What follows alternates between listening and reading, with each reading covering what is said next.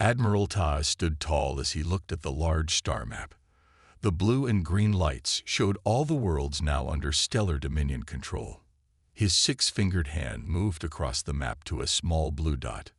"Earth," he said, his voice deep and calm.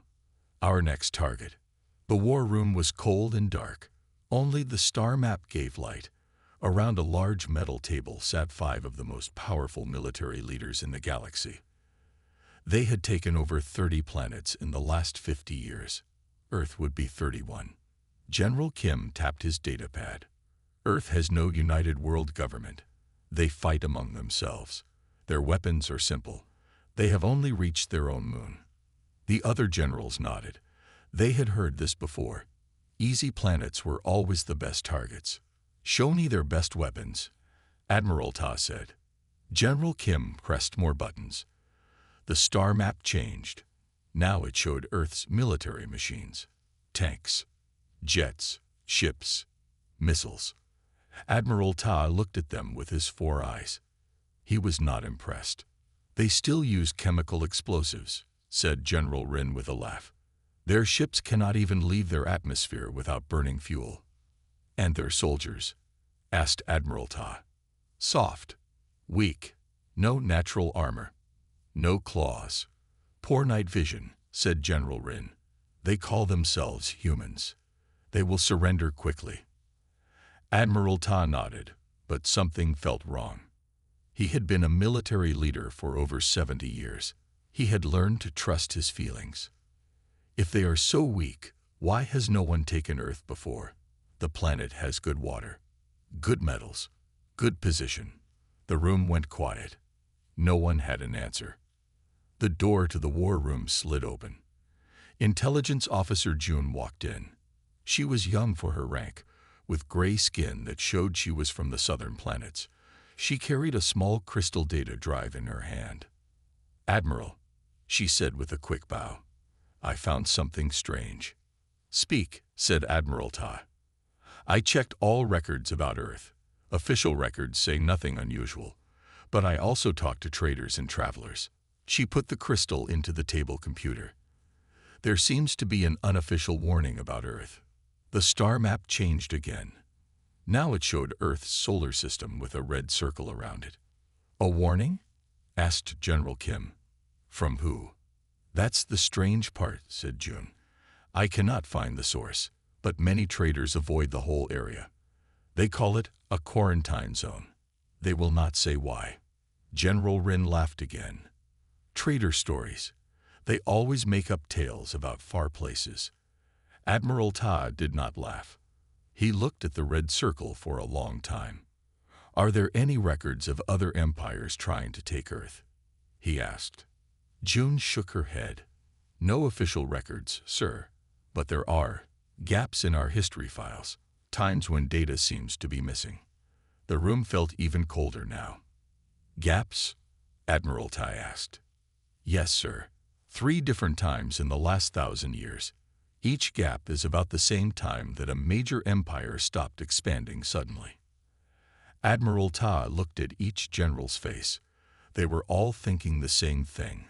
Something was wrong with this easy target. "We need more information," he said finally. "Send a diplomatic ship first. Captain Han can lead it. Tell him to be careful." "Careful?" General Kim asked. "Against primitives with chemical weapons." Admiral Ta looked back at the small blue dot on the map. "Yes," he said quietly. "Very careful." June bowed and left the room. The generals began to plan the diplomatic mission. But Admiral Ta kept looking at Earth, that small blue world that no one seemed to want to talk about. Something was waiting there. He could feel it. Captain Han stood on the bridge of his ship, the Bright Claw. It was the fastest and most advanced ship in the Dominion fleet. Its silver hull could reflect enemy weapons. Its engines could cross half the galaxy in just 1 month. "We are entering Earth's solar system, Captain," said Officer Yun at the control panel. Han smiled. This was his first diplomatic mission. Admiral Ta had picked him personally. If he did well, he would become a general soon. "Scan for defense systems," Han ordered. Officer Yun pressed buttons on her panel. The ship's computers searched for weapons, shields, or space stations. Nothing, sir. Just a few small satellites. No weapons. No shields. Han laughed. These humans are even more primitive than we thought. The bright claw moved past Mars, then past Earth's moon. No ships came to meet them. No warning messages. The humans did not even know they were coming.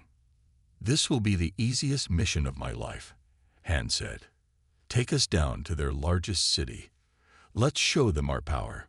The ship entered Earth's atmosphere. It was daytime over a city called New York.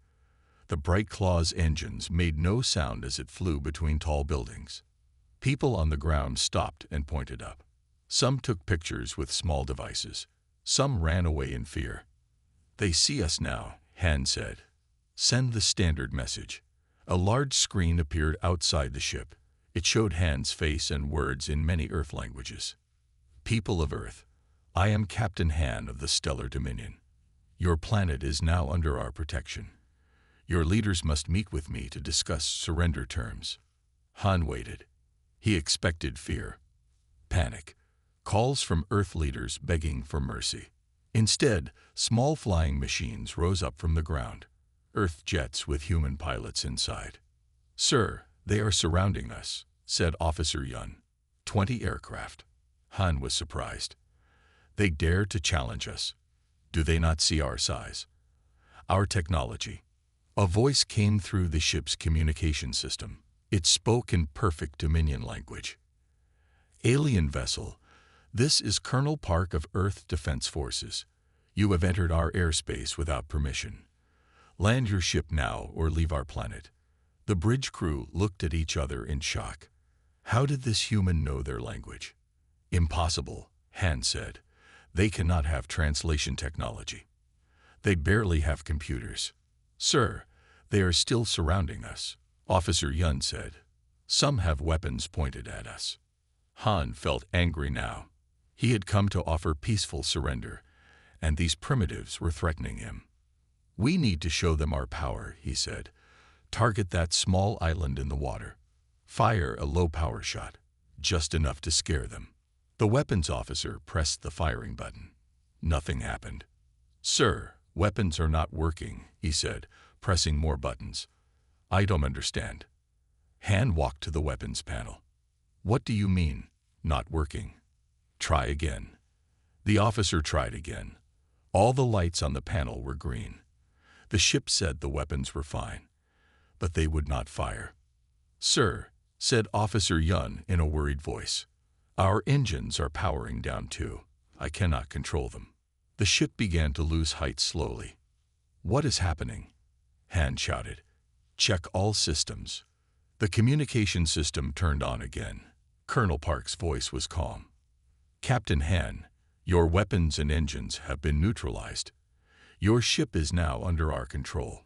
We will guide you to a safe landing area. Do not attempt to restart your systems or you will crash. Han looked out the window. The Earth jets were still there, flying close to his ship, but they had not fired a single shot. How? He whispered. How did they do this? No one on the bridge had an answer.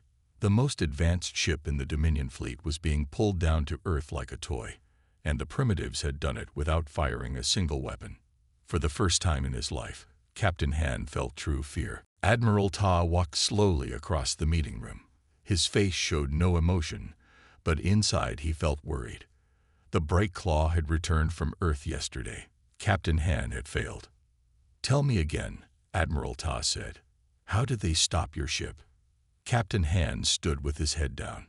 His proud uniform looked wrinkled. His 4 eyes would not look up from the floor. I don't know, sir, Han said. One moment our ship was working perfectly. The next moment, nothing worked.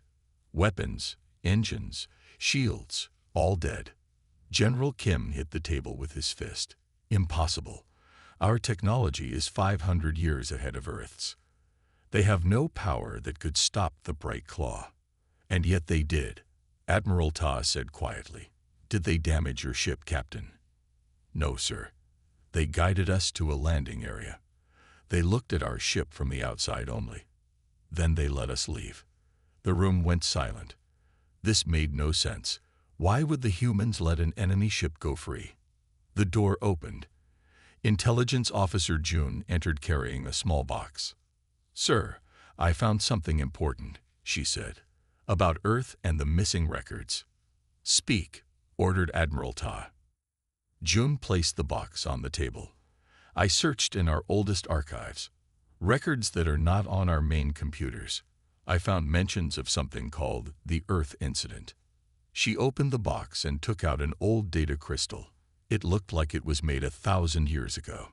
3 galactic civilizations tried to invade Earth in the past: the Mech Empire, the Vorn Alliance, and the Krell hierarchy. All 3 are now gone. "Gone?" General Kim asked. "What do you mean, gone?" "Extinct, sir. Each one disappeared after trying to invade Earth." The room felt cold. 3 entire civilizations, all gone. "That's not possible," said General Rin. "The Mech Empire had 10,000 ships. The Krell controlled half the galaxy at one point." "Yes, sir," said June. "And now no one even remembers them, except in these old records." She put the crystal into the table computer. A very old video began to play. It showed a mech battle cruiser in space. Suddenly, the ship's metal skin began to move, like it was made of water. Then the ship fell apart into small pieces. "What happened to it?" asked Admiral Ta. "The record says the ship was consumed," Jun replied. "After the mech attacked Earth, all their ships began to fall apart like this. Then their home planets reported the same thing happening to all their technology." Admiral Ta felt a cold feeling in his stomach. "And the other 2 empires?" "The same, sir. Each one attacked Earth. Each one seemed to win at first. Then all their technology began to fail. Their ships, weapons, even their buildings on planets far from Earth." Captain Han finally looked up. "But how? How could Earth do this?" June shook her head. "The records don't say. But after the Third Empire fell, a quiet agreement formed among space travelers. Leave Earth alone." Admiral Tai turned to look out the window at the stars. "And yet there is no official warning. No official record. Why keep this quiet?" "Fear, sir," said June. "I believe someone erased the official records. They feared that knowledge of Earth's power might cause panic. Or they feared that we might make the same mistake," Admiral Ta said quietly. General Kim stood up. "This is all old history. We are stronger than those old empires. Our technology is better. Our ships are faster. And yet the Bright Claw was stopped without a fight." Admiral Ta said, "No, we need more information before we attack. We need to know what power Earth has." He turned to face the others. "We need someone on the ground. Someone who can move among the humans without being seen." "I'll find our best spy," said General Rin. Admiral Ta nodded. But as the others left the room, he looked again at the video of the dying mech ship. Something terrible waited on Earth, and he had almost sent his fleet straight into it. Agent Min stepped off the small transport ship and into the busy streets of Tokyo. She looked human now. The Dominion's best scientists had changed her skin, her eyes, her hands. They had even given her round ears and dark hair. No one looked at her twice. She was just another tourist in a big city. "Remember your mission," General Rin had told her before she left. "Find out how Earth stopped our ship. Find out what happened to the 3 lost empires." Min touched the small device in her pocket. It looked like a human phone, but was really a scanner. It could find energy fields, weapons, and any strange technology. For 3 days, Min walked through Tokyo, Seoul, New York, and London. She rode on trains and buses. She took pictures like a real tourist. All the time, her scanner looked for anything unusual. But she found nothing. No hidden weapons, no strange energy fields, just normal humans living normal lives. On the 4th day, Min sat in a coffee shop in London. She was tired and confused. "This makes no sense," she thought. "These humans have no special technology. Their cities are simple. Their machines are basic. How did they stop the bright claw? She took out her scanner to check it again. Maybe it was broken. But when she looked at the screen, she saw something strange. The scanner was showing thousands of small dots moving around her. "What is this?" she whispered. She had never seen anything like it before. The dots were everywhere. In the air, on the tables, in people's drinks. Min left some money on the table and walked quickly back to her hotel room. She needed to take the scanner apart and fix it. In her room, Min opened the scanner with small tools. She looked at its parts carefully. Then she saw it. Tiny machines, smaller than a grain of sand, crawling inside her scanner. "Impossible," she said. She looked at them under a small microscope she carried. The tiny machines were like nothing she had ever seen. They moved like they were alive. They had gotten inside her scanner somehow and changed it. Min reached for her communication device to call the ship. But before she could touch it, the door to her room opened. A woman and man walked in. They wore normal clothes. They did not look like soldiers or police. The woman was short with a kind face. The man was tall and had wide shoulders. "Agent Min of the Stellar Dominion," said the woman with a small smile. "We've been expecting you." Min jumped up and reached for her hidden weapon, but it wasn't there. "Looking for this?" asked the man, holding up her small gun. "We took it while you were in the coffee shop. You didn't even notice." "Who are you?" Min asked. Her heart was beating fast, but she tried to stay calm. "I am Director Sue of Earth Intelligence," said the woman. "This is Commander Bien. How did you find me? How did you know who I am?" Min asked. Director Sue sat down in a chair by the window. "We knew the moment you entered our solar system, just like we knew about Captain Hand's ship. But how? Your technology is simple. Your weapons are basic." Director Sue smiled again. "Are they? Or is that just what we want everyone to think?" Commander Bien pointed to the scanner on the table. "You've seen them now. The tiny machines. They're everywhere on Earth. They watch. They protect. They are our first and last line of defense." "Tiny machines?" Min asked. "That's your great weapon, the thing that destroyed 3 empires." "Oh, they are much more than weapons," said Director Sue. "And if you want to understand what happened to those empires, you should come with us." "Where?" asked Min. "Underground," said Commander Bien. "To meet what you might call the heart of Earth's defense system." Min knew she had no choice. These humans had found her easily. They had taken her weapon without her noticing. Whatever power they had, it was far beyond what the Dominion had thought. She nodded and followed them out of the room, wondering what terrible secret waited underground. Agent Min sat in the back of a black car with dark windows. Director Sue sat next to her. Commander Bien drove. They had been driving for 1 hour. "Where are we going?" Min asked. "A safe place to talk," said Director Sue. "A place where you can see the truth." The car stopped at a small building in the countryside. It looked like a farmhouse. But when they went inside, Min saw an elevator hidden behind a fake wall. The elevator went down for a long time. Min counted in her head. 1 minute, 2 minutes, 3 minutes. How deep were they going? When the doors opened, Min saw a long hallway with white walls. People in lab coats walked past. Some carried tablets. Some looked at screens on the walls. "Welcome to Earth Defense," said Director Sue. "The real one, not the one we show to the public." They walked down the hallway to a large metal door. Commander Bien pressed his hand on a screen. The door opened slowly. Inside was a huge room. The ceiling was so high Min could not see it. In the middle of the room was something strange, a giant ball of moving silver dust. "What is that?" Min asked. The ball seemed to move like it was alive. Parts of it stretched out and then pulled back in. It glowed with a soft blue light. "We call it the Collective," said Director Sue. "It's what you saw in your scanner. The tiny machines. But here there are trillions of them working together. Min stared at the ball. She had never seen anything like it. You made these machines. How?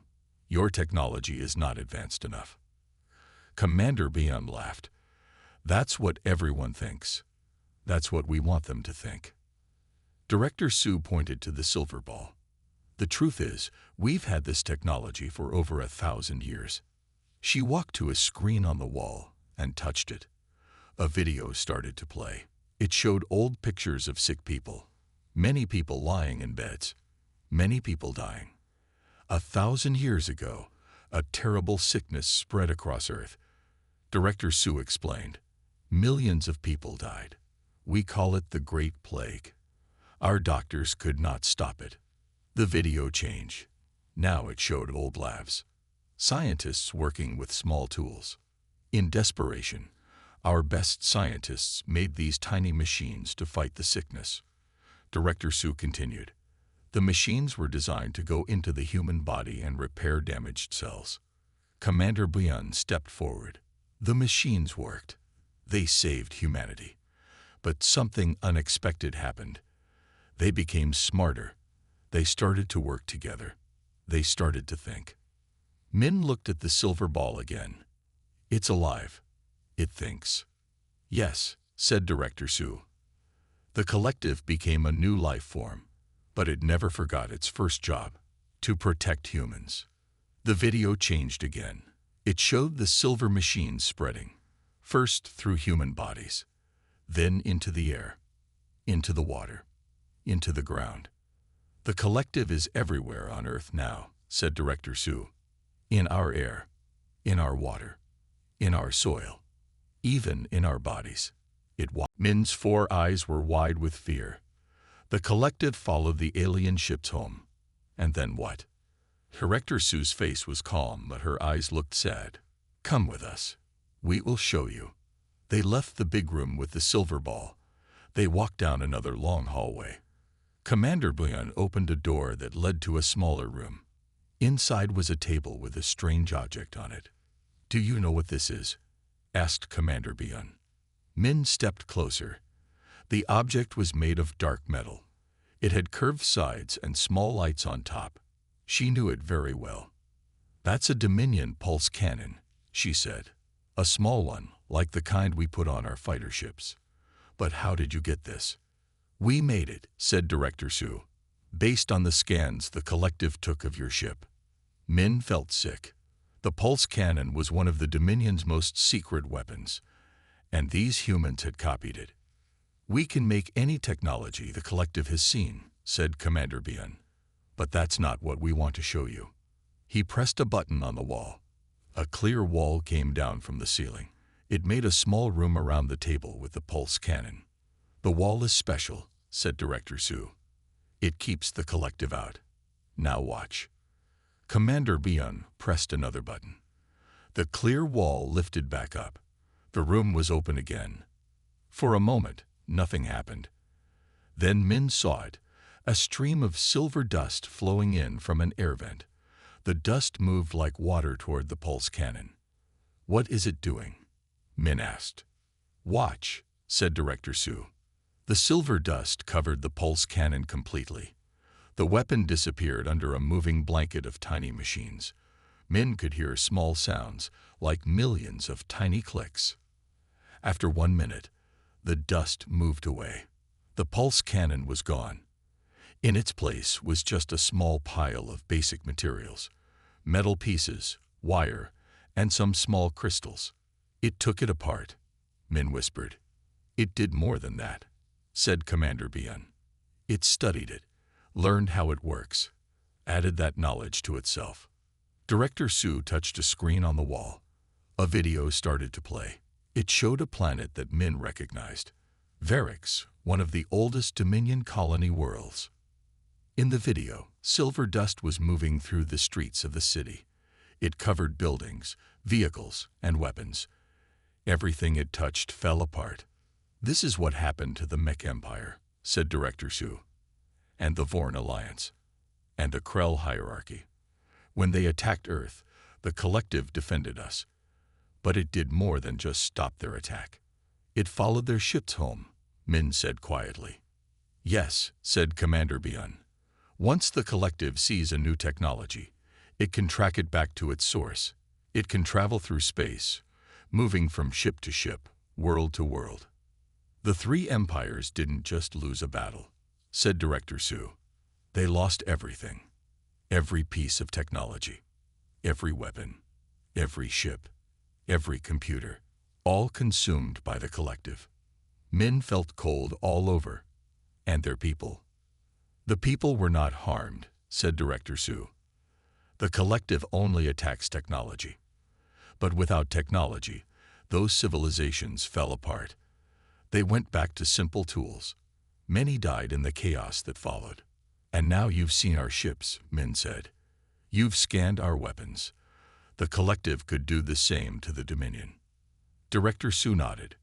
It could, but we don't want that. What do you want? Min asked. Peace, said Commander Bian. We don't want to destroy anyone. We just want to be left alone. Director Su stepped closer to Min. That's why we're showing you this. That's why we let Captain Han's ship go.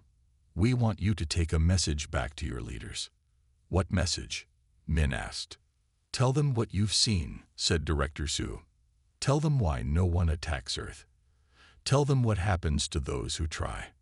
Min looked again at the empty table where the pulse cannon had been. She understood now why Earth had no official defense systems, no big weapons in space. They didn't need them. They had something much more powerful. Admiral Tai sat in his command chair on the bridge of his flagship. It was the biggest ship in the Dominion fleet. It had the strongest weapons and the best shields.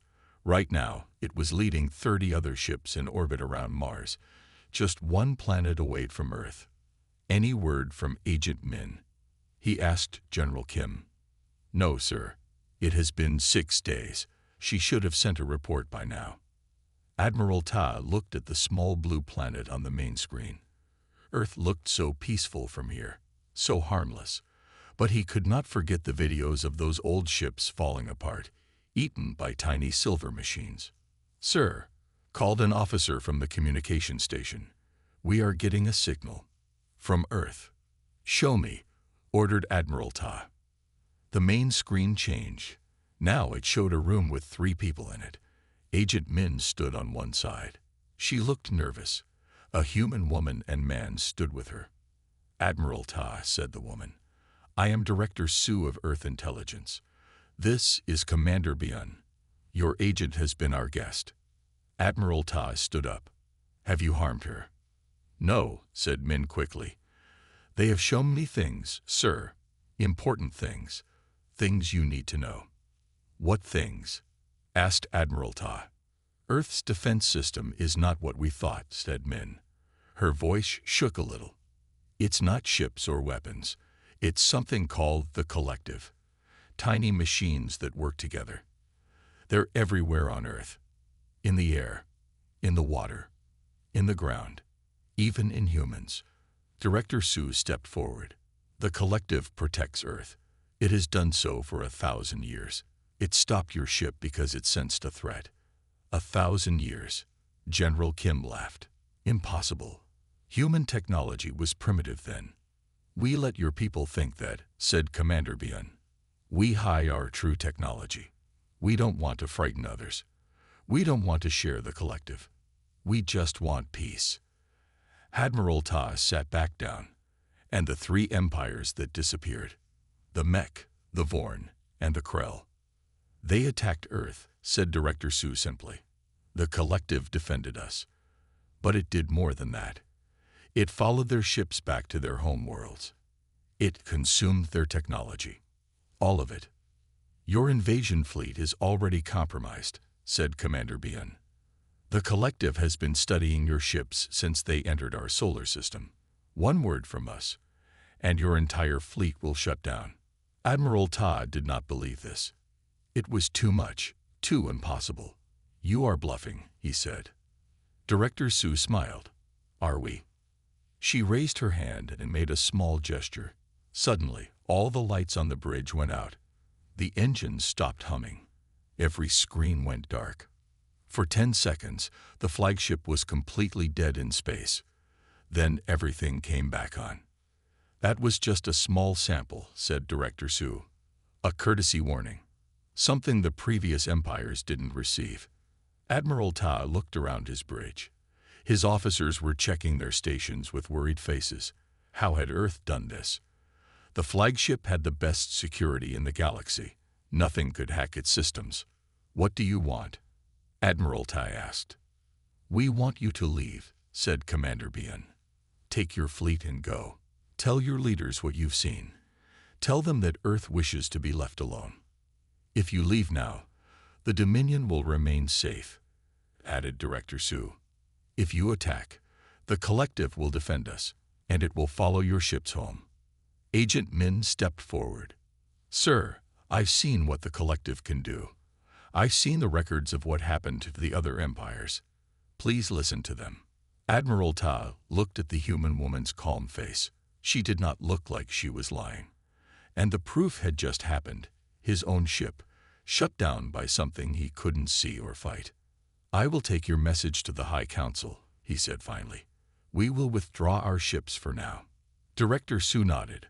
"A wise decision, Admiral. One that will save many lives." The screen went black. Admiral Ta turned to look at his officers. "Prepare to leave this system," he ordered. "We're going home." As the ships turned away from Earth, Admiral Ta wondered what the High Council would say. Would they believe his story about tiny silver machines that could eat technology? Or would they ignore the warning and attack anyway? He hoped they would listen. For the sake of the Dominion, he truly hoped they would listen. The Great Hall of the Galactic Council was filled with noise. Representatives from 30 different space-traveling species sat in tall chairs around a circular table. They were all talking at once. Some were shouting. Admiral Ta stood in the middle of the room. He had just finished telling them about Earth, the Collective, and the warning from Director Su. Most did not believe him. "Tiny machines that eat technology," laughed the Vorkian ambassador. His green skin wrinkled around his mouth when he smiled. "Children's stories. I saw it with my own eyes," said Agent Min, who stood beside Admiral Ta. "I saw the Collective take apart a pulse cannon in minutes." "One weapon in a controlled setting proves nothing," said another representative. "This one had blue fur and 6 arms. They could have tricked you." "They shut down my flagship from Earth," said Admiral Ta. "All systems at once. No warning. No sign of how they did it." The room grew quiet for a moment. That was harder to explain away. "Then we should attack now," said the Vorkian. "With all our forces together, we can destroy this Collective before it grows stronger." Many representatives nodded. Many shouted agreement. "No." Admiral Tay's voice was loud and clear. "Did you not hear what I said? 3 empires already tried to attack Earth. All 3 were destroyed completely." "Old stories," said the Vorkian. "No proof." A new voice spoke from the doorway of the hall. "There is proof." Everyone turned to look. An old alien stood there. He was very tall and thin. His skin was pale gray. His eyes were cloudy with age. He walked slowly into the room, leaning on a metal staff. "Elder Da," said one of the representatives with respect in his voice. "We did not expect you here today." Elder Da was from a species known to live for thousands of years. He was one of the oldest living beings in the galaxy. He rarely came to council meetings anymore. "I came because I heard you were discussing Earth," said Elder Da. His voice was soft, but everyone could hear it. "I came because I was there." The room went completely silent. "You were where?" asked Admiral Ta. "I was there when the Mech Empire attacked Earth, 1,000 years ago," said Elder Da. "I was young then, serving on a Mech diplomatic ship. I saw what happened afterward." He walked to the center of the room. His cloudy eyes looked at each representative in turn. The Mech were powerful. 10,000 ships, weapons that could destroy planets. They thought Earth would be easy to conquer. Elder Da closed his eyes, remembering. The attack went well at first. Earth had few defenses in space. The Mech destroyed them easily. They landed troops on the surface. Victory seemed certain. He opened his eyes again. They were filled with old fear. Then it began. First, the mech ground vehicles stopped working. Then their communication systems. Then their ships began to fall apart. The mech leaders ordered a retreat, but it was too late. The collective had already gotten into their main systems. "What happened then?" asked a young representative. "I was on a ship that escaped," said Elder Da. "We fled back to mech space, but the tiny machines followed us. Within 1 year, every piece of mech technology was gone. Buildings, ships, tools, weapons, all consumed." He looked directly at the Vorkian ambassador. The mech people didn't die, but without their technology, they couldn't grow food in their harsh environment. They couldn't travel between their worlds. Billions starved. The rest went back to using simple tools made of wood and stone. Elder Day's voice grew stronger. "The same happened to the Vorn and the Krell when they tried to attack Earth. I saw it 3 times. 3 great empires reduced to nothing because they would not leave Earth alone." The room was so quiet now that Admiral Ta could hear the soft hum of the air systems. "Humanity doesn't want galactic power," said Elder Da. "They could have it easily if they wanted. The collective could spread through the galaxy in months. All our technology would be gone." He looked at Admiral Ta. "Earth only wishes to be left in peace. That is a wish we should respect. For all our sakes." 5 years passed. A small ship landed at a spaceport outside Tokyo. The ship was silver and sleek, with the Stellar Dominion symbol on its side. Only one person stepped out, Admiral Ta. Except he was not an admiral anymore. Now his uniform said, "Ambassador Ta." Director Sue waited for him at the landing area. She looked the same as when they had first spoken over the video link 5 years ago. "Welcome to Earth, Ambassador," she said with a small bow. "Thank you for having me," Tay replied. This was his first time actually standing on Earth. The ground felt strangely solid under his feet after so long in space. They walked together toward a waiting car. "How did the council vote go in the end?" asked Director Sue. "We heard there was much debate." Ta nodded. "There was. Many wanted to attack Earth with all our forces, but Elder Day's story changed many minds. In the end, we voted for peace." They got into the car. It drove by itself, without a human driver. Through the windows, Ta could see the city of Tokyo. Tall buildings, many people walking. It looked so normal. No one would guess that this planet held the most powerful force in the galaxy. The car took them to a garden by the ocean. They got out and walked along a path with flowers on both sides. "It is still hard to believe," said Ta, looking out at the peaceful water. "A species with so much power, choosing to stay on one planet. You could have taken over the galaxy by now." Director Sue smiled. "The collective could have spread throughout the galaxy long ago, yes, but we chose not to let it." "Why?" asked Ta. "Most species, when they find great power, use it to take more power." "Power doesn't always make people want more power," said Director Sue. "Sometimes it teaches them to be careful, to be responsible."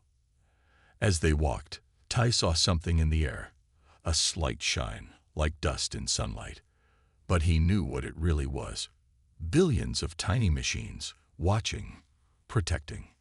"Will humanity ever join the rest of the galaxy?" he asked. "There is much we could learn from each other. Perhaps when the galaxy is ready," Director Sue replied. "For now, we are happy to watch from a distance, to learn, to grow at our own speed." They stopped at a viewpoint overlooking the ocean. In the sky above, Ta could see ships, some from Earth, some from the Dominion. They were flying together, practicing rescue operations and space travel safety. It was a small start, just a few ships working together. But it was more than had ever happened before. "The Dominion has spread the word to all our colonies," said Ta, "and to other space-traveling species. Earth is to be respected, left alone. No one is to attack or threaten it." And we have promised not to send the collective beyond our solar system, except in self-defense, added Director Sue. Ta looked at her. Do you control the collective, truly, or does it make its own choices now? Director Sue looked up at the sky. The collective is its own life form now. It thinks, it chooses, but it has never forgotten its first job, to protect humanity. We talk to it. We work with it. We are partners. In the distance, a ship from the Dominion flew close to an Earth ship. They moved together perfectly, like they had practiced many times. 5 years ago, I thought Earth would be an easy target, said Ta. Another world for the Dominion to add to its list. And now? Asked Director Sue. Now I understand why no one dares attack Earth, Ta said. Not because you are weak, but because you are different. You don't need to conquer the stars. He looked up at the ships again. The stars come to you, he finished, and those who come in peace find peace in return. Director Sue nodded. Above them, more ships joined the exercise. Earth and Dominion vessels, flying side by side in the blue sky. Not as enemies, but as the beginning of something new. Something better than conquest.